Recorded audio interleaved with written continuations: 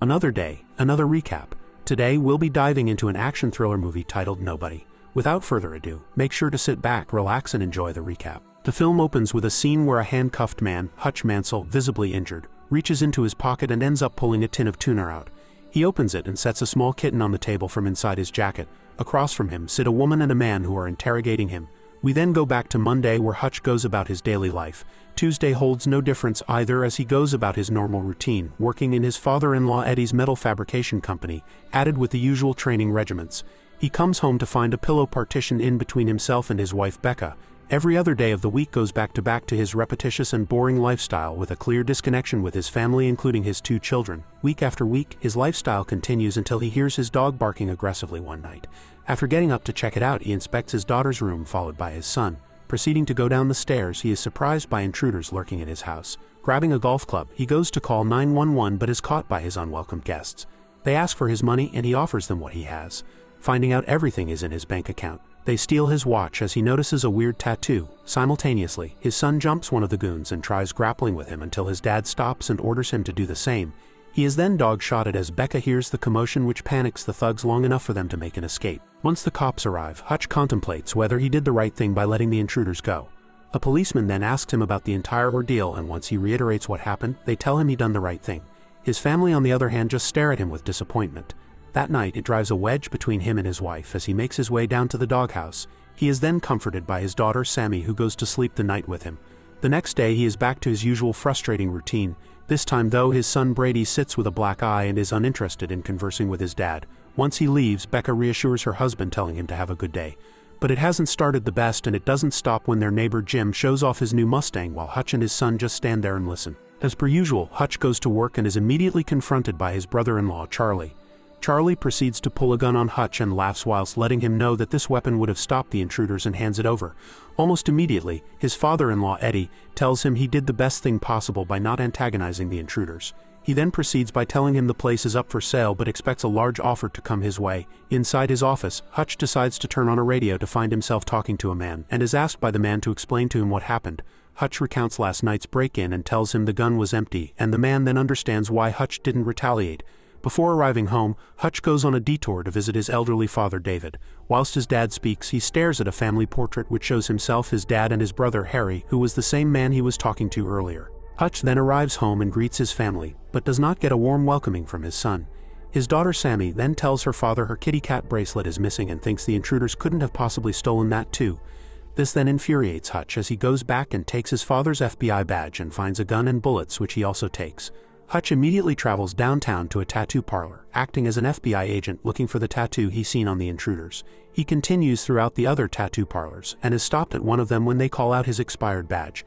The man there places his hand on the desk with knuckle dusters, trying to intimidate him until Hutch offers them money and dares them to take it from him. One of the men there spots Hutch's tattoo and thanks him for his service before walking away and locking the door. Hutch gains their respect and points out the tattoo that he's familiar with. With the information he just received, Hutch heads directly to his 2 intruders who think they're safe for the night. However, Hutch breaks in and pistol whips the man before aiming the gun at him. He demands his watch and the cat's bracelet until he hears the sounds of a baby crying and decides to show mercy to his intruders and lets them be. Outside, he smacks the wall with full force to release his anger. On his way home, contemplating his thoughts, a car next to him smashes into some barricades. Out steps 5 men, clearly off their heads, who intimidate the people on the bus. Hutch seems infuriated by this and clearly wants something to release his anger. As the goons continue to harass the civilians, Hutch gets off his seat. He takes the bus driver outside and locks the door before turning to the goons. In one badass move, he empties out his gun and dares them to confront him. Originally, before his old instincts kick in, he cops a few blows before retaliating.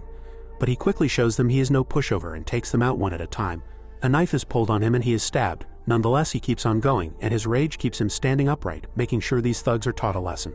On the ground, he takes the knife out and uses it against his assailants, but he is then dog-shotted and thrown out the window. Unfazed, he gets back up and goes inside the bus for round 2, but this time he shows them no mercy and quickly takes 3 thugs out of the picture. As one buckles and picks up the bullets from the ground, Hutch grabs a metal pole and smacks him multiple times, knocking him out. Winning a 5 versus 1, he walks out and hands the bus driver her phone before walking away as if nothing ever happened. Hutch finally arrives home and is met by his wife, who is shocked by the state he is in. Becca cleans him up as he reminisces about the good old days. When Hutch returns to bed, his wife, to his surprise, finally removes the pillow partition, indicating she wants to feel closer to her husband. Elsewhere at a club, Julian, a ruthless crime boss, proves to his men why he is the top dog by killing a random man there. Talking to his men, he is interrupted and immediately makes his way to the hospital. There, he discovers his brother in critical condition thanks to none other than Hutch. He interrogates the injured goons around him until one of them flashes Hutch's bus card. The following day, Hutch seems rather happier than usual and interacts with his son and even compliments how he handled the home invasion. He suddenly receives a call from his brother telling him he's in deep trouble with the Russians and needs to go see the barber. Unfazed, he heads to work, and within minutes his phone blows up with messages from his brother once again. Listening to his brother's advice, Hutch heads down and finally meets the man his brother was talking about. Without wasting time, Hutch is handed a folder containing information about Julian and their organization Obshak, worth hundreds of millions of dollars with unlimited resources. Discovering that Julian is the real deal and a verified sociopath killer, Julian simultaneously finds the whereabouts of Hutch's dad. They then blackmail a computer technician at the Pentagon asking for details about Hutch, but the file seems to be above his pay grade. With that, he goes down to the paper files and finds an operation titled Nobody. He sends scanned images to Julian's hacker, which scares the life out of her. She immediately rushes to Julian, throwing the images at him, but not before quitting out of fear. Hutch, regardless of finding out who his enemies are, still shares a nice moment with his family until noticing a few cars tinted out, and his instincts kick in once more, telling his family get to the basement and makes it clear not to call 911. After killing the lights, Julian's assassins make their way inside the house. Hutch, with just a baseball bat, takes out two assassins with ease and grabs a kitchen knife. He manages to take out a lone intruder, but is then met by more assailants and is thrown over the kitchen benchtop, but still finds the will to kill not just one but multiple assassins until he is tasered and put in the boot of the car. As Hutch is handcuffed, he breaks his fingers, managing to free his hand, and opens the boot to see his whereabouts and grabs a fire extinguisher. He then sprays the assassins, causing them to be blind, which makes the car crash and flip. Hutch frees himself from the boot and questions the dying assailant before running home. He calls his dad to warn him about what just took place. Upon his arrival at home, he sees the havoc that he caused and checks up on his family, who are in shock at the scene they are witnessing, and finally understand Hutch is no pushover. He tells Becca to take care of the kids and sends them on their way.